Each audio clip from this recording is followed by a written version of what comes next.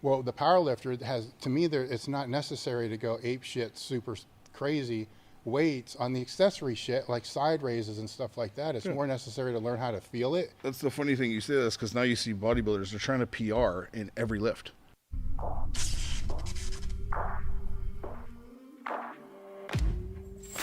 Let's just call this being all in, right? You know what that is at a very high level now. Mm-hmm. So if I was to say now, if mm-hmm. there's something else, table tennis or whatever the fuck you were going to do, would you be willing to go all in? Your answer is going to be fuck no. No. Because you've already done it, but it wouldn't be because you're all in. People are going to define their all in mm-hmm. based upon the most in they've ever been on other things that they've done. Mm-hmm. For most people, that's not very much. No. Say it's 20-30% of what. It's weird to see what other people's scale of that is too. Yes. Like, what are you basing that off of? Because like even now I see kids nowadays, and you and me see it. I'm sure you see it in powerlifting, and I see it in bodybuilding. It's just like these kids are like, I'm going for my pro card. Yes. What the fuck do you mean? You've never done a show. Yeah. What the fuck you're going for a pro card? You don't even know what that means. Exactly. You understand even what that means. Like, mm-hmm. and you're insulting everyone around you, who guys have been lifting for a decade and like became second, third, fourth. Mm-hmm. They've been battling to get the spots, and you're like, oh, I'm just gonna go for it this year. Mm-hmm. It's like, no, you're not. You're gonna get in shape, maybe. Yeah. And then you're gonna see what you have going for you. Yes. And then you can fucking slap yourself in the face and be like, oh, I should have never said pro card. That was a stupid idea. But it's also the IFBB's fault and these federations' fault, because they're giving out pro cards like they're fucking going out of style. Yes, they're making it a lot easier to get a fucking pro card nowadays, which is like, it's watering down the sport, and it's like making a mockery of. So yeah, when you got yours, they were probably under 20 total a year, right? Yeah, well, especially in Canada, like we had back when I competed, there was one chance every year to get a pro card in Canada. That was the Canadian Nationals. Yeah, that was it. You can go to North America's, but mm-hmm. you'll get smashed because you're a Canadian going against longtime U.S. dudes who have been like battling it out. Yeah. The way I view North America's is almost like it's almost like the give me show for the next best guy who's been getting screwed over at the shows before. Do you know what I mean? Like he came second at Nationals and like fuck, he barely lost. Like mm-hmm. we'll give it to him at North America's. Yeah, yeah, right? yeah. He deserves it, right? Yeah. And there's always just freaks who come out of the woodwork, and you're like, what the fuck is that? But like a Canadian going down there, it's like, mm-hmm. I don't know who the fuck you are. Like, yeah. Just stay home, right? Like people are like, you do North America's. I'm like, no, I'll just stay here. I'll fly to Vancouver. And now with the Canadian Nationals or whatever, what is that what they called it? Canadian? It's not Nationals, Providences, right? Well, it's just the national title of Canada. Yeah. So was it kind of like the USA here, where it was just overall, or was it per weight class? No, it's overall. So it's just one card. Yeah, they give it a Masters Pro card too in the men's. Yeah. And they'd give out. I think that was it. The Masters got one that year, and then I got one. And now there's like 85 per show. Yeah, that's like, and they have 4 shows a year that are national shows. Like, yeah. What are we talking about, man? Yeah. These guys are just like, I get it. It's a smart business move on everybody's part, because you're bringing more people to the shows and getting more money and getting more entrance fees and having more people eyes mm-hmm. on the sport. But it doesn't mean as much nowadays. Yeah. To me, it's like I won the first. Like I told people, I've went on another podcast. Like I didn't think I was going to win when I went the first year. I was like, oh, I hope I do well. I'm like, I hope I do well in the super heavies. Like, and you know what I mean? Like, and it gives me a momentum into the next year when I come legitimately. But like, I don't think I'm going to win, because there's guys that have been there before me, like Ron Partlow. You know, Ron. Mm-hmm. Ron had been like coming second and third and all this stuff, and the guy's a monster. For a long time. And I'm like, fuck, Ron's gonna fucking kill me. Like, I'm some new guy, and I ended up beating him by 1 point. And then I went to the overalls, and I was like, no way am I gonna win this, because there's like fucking great guys there, right? And they called my name, and I was like, what the fuck, like, crazy. How long did you wait until you did a pro show then? I did it the next year, which was stupid. Yeah. And how'd that? Because I'm a meathead. It didn't go well. Why? Oh, just like my former trainer at the time, who passed away, Darren. He coached me once I came out to Canada, and like we trained together every day. And when I run my pro card, I was like, I want to do a show right now. I don't want to wait. Mm-hmm. Like, let's do New York Pro, because that's where like the monsters come out. Like it had been known as like notoriously as like where the big guys come out. Mm-hmm. It's a big show. That's the show you went to immediately? Yeah. And I was like, I'm going to go that. And he's like, are you sure? I'm like, yep, I don't give a fuck. I'm like, my mentality is fucked, right? Like, I think I want to see what the best is. And even if I got my ass kicked, at least I know what it is. Mm-hmm. I have to visually see what it is. It's the same with football. When I started playing football, I didn't know how to play. I played football like for fun. I never played it for real. And I went out and I played with these seniors when I was a junior, and I got fucking spanked. But at least I knew I got to get bigger. Yeah. I get stronger. I got to get fucking tougher. I got to get whatever it is. So it's the same thing with that show. I didn't do well at that show because a myriad of reasons that fucking things didn't go well. But one of them was I shouldn't have done the show. That was the number one reason. I see where you're coming from with that, though. I mean, I totally get that. Yeah. So I went there and I did it. But I got to be in backstage, like stand beside guys like Rolly and fucking Dennis Wolf. Yeah. And these How did guys, you process that? It was amazing because I could see them visually who they were. Yeah. And I could see the difference between them and me. Like I'm honest with myself enough to be like, okay, like my legs are fucking trash compared to that guy's legs. Like I can stand with him here. Like my back can walk. I can stand beside him with my back, but these guys are just on another level in terms of like density of muscle. Yeah. Like that density on the frame, right? Which I didn't have. Did it I don't want to say that. Did it not demotivate? I mean, did it? Obviously, it's gonna.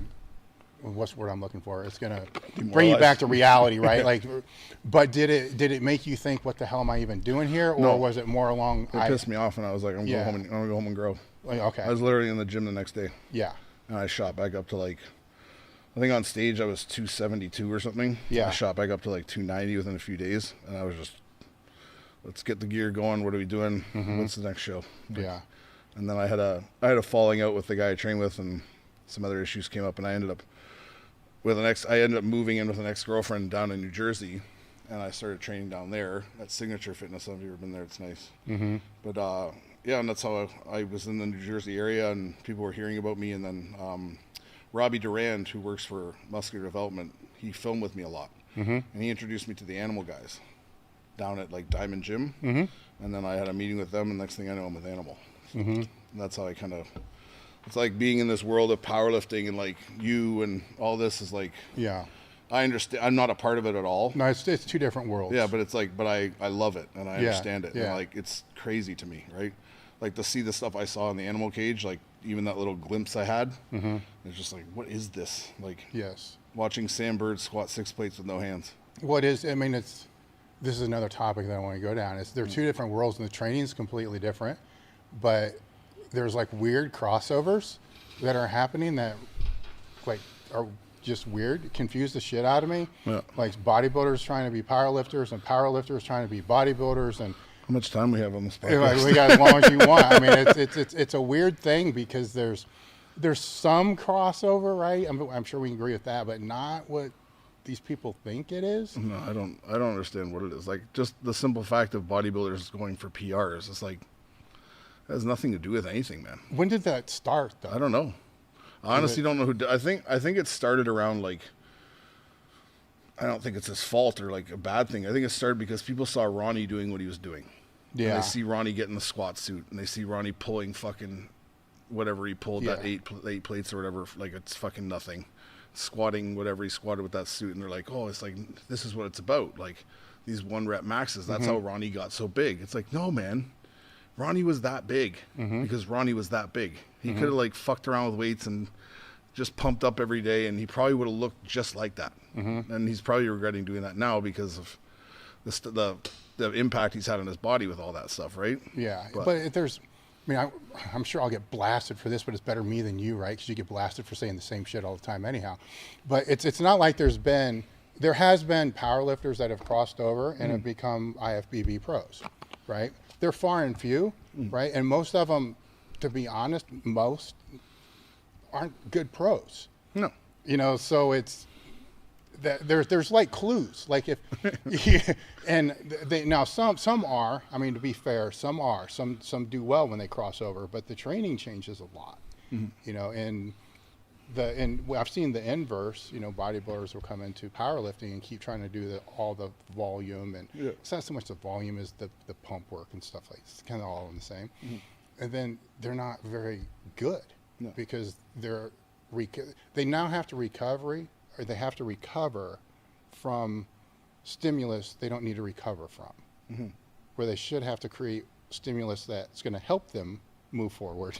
Yeah. You see what I'm saying? So if they're doing a heavy single or a heavy triple, and I have friends of mine that are bodybuilders, and this is and they're from the powerlifting world. It's an ongoing conversation. They know it's for their ego. Yeah. Okay, cool. Well, this is just for your ego, but when's it going to stop? Yeah.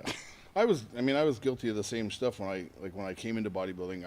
I preach now to people to kind of get away from that kind of thinking, just because I can speak from personal experience, right? Like I was the guy who was squatting 7 plates with knee wraps for like 4 or 5 and doing all this stuff like crazy, like still benching 5 1/4 on an incline for 3-4 reps, whatever it is, like thinking that this is what's going to build this frame, that's this foundation of this house that all of a sudden muscles just going to erupt from due to the heaviness of the weights I'm lifting, and not understanding that it's more finite than that.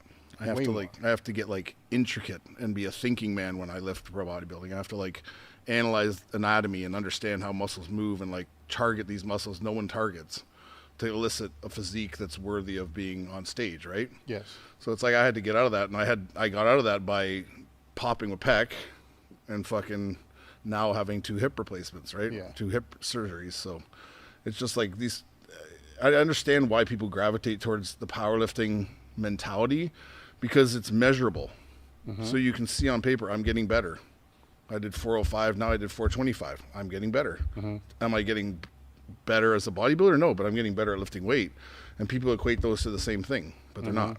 And bodybuilders can't get that. They can't get it out of their head, because all these people that do bodybuilding now, they need structure. They need something to follow. They need like to have a program. They need to have like, I'm going for this much, I'm going for this much. And they understand that it's just the journey of like lifting weights and connecting to muscle. And the weight will go up incrementally with that. It's not like I necessarily have to focus on just weight going up. Yeah. It will go up because I need more stimulus. I need more stress to elicit that pump or to get that grind in my chest, right? So it's things like that. I just don't see I think guys are approaching it the wrong way when it comes to bodybuilding. Because to be honest with you, when you look at bodybuilding, it's boring.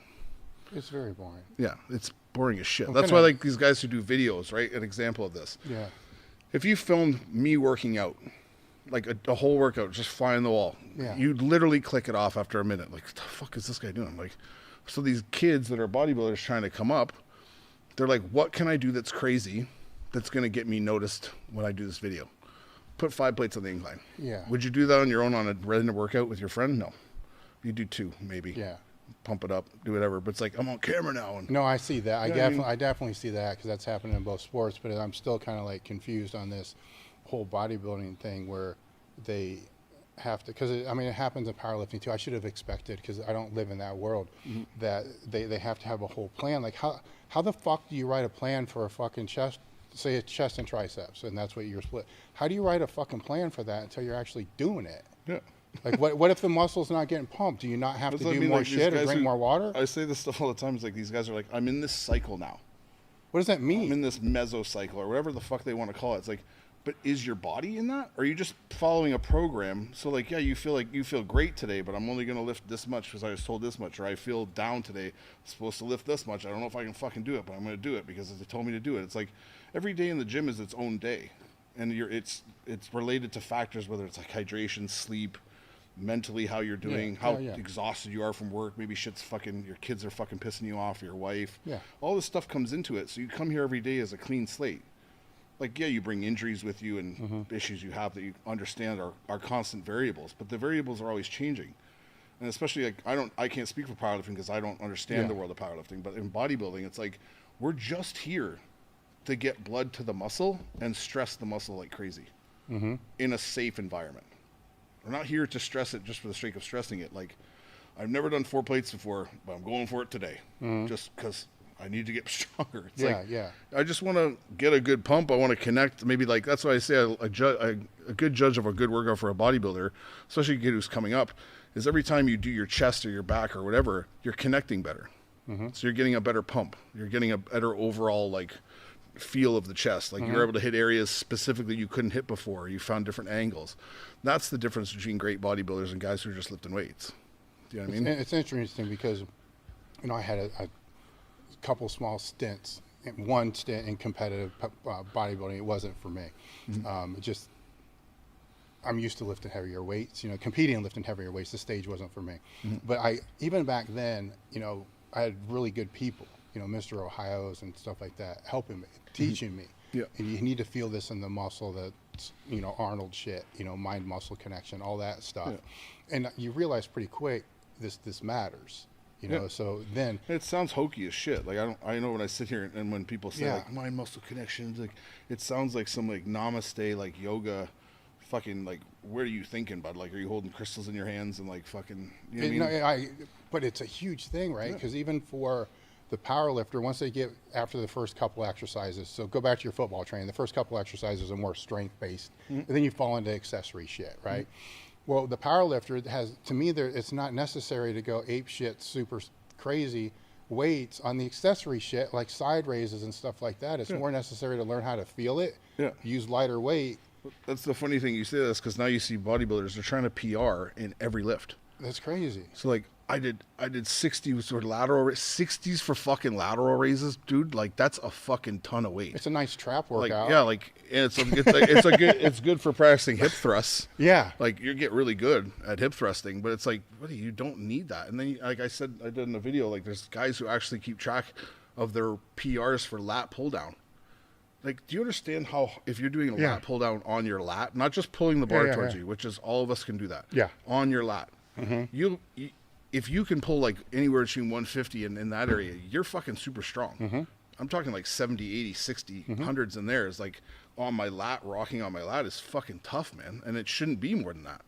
Because as soon as I do more than that, I'm recruiting everything else to pull the weight, right? Yes, biceps. Yeah, but then these guys, they only see the bar moving 6 inches in a pathway. And like, I get this thing down to my chest. Yeah. It's like, yeah, but that's not the fucking point, man. Like, you see these guys, and I don't blame these two guys, and I'm huge fans of both of them, but Branch Warren and Johnny Jackson perpetuated that. But that also stems from Ronnie.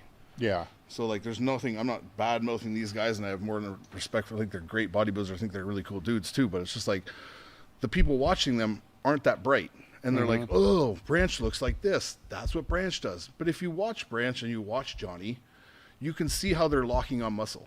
Yes. They may be rocking a lot and they may be swaying a lot, but if you really look at how they're moving, like that elbow's cracking first and that lat's grabbing. It may be only moving 2 inches, but we're on lat.